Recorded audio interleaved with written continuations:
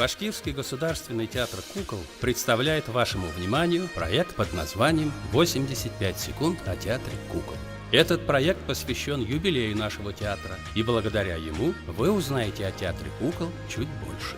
У нашего театра богатая и славная биография. Основала его учительница рисования Мария Николаевна Елгаштина. Она же стала первым директором и режиссером.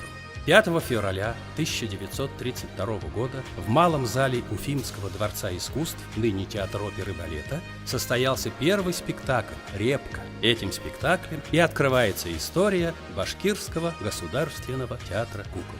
Долгие годы у театра не было собственного помещения, но в ноябре 1976 года театр пригласил зрителей в свой новый дом по адресу проспект Октября, 158. С этого времени у него началась новая творческая жизнь.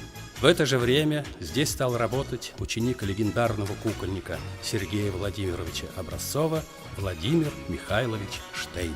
Благодаря его талантливейшим постановкам театр получил огромное признание. Его стали приглашать на фестивали не только союзного, но и международного значения.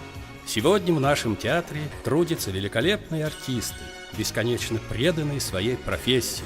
Театр полон надежд вновь и вновь радовать наших зрителей, являя им безграничные возможности театра кукол. Театра, в котором возможно все, от Петрушки до Прометея.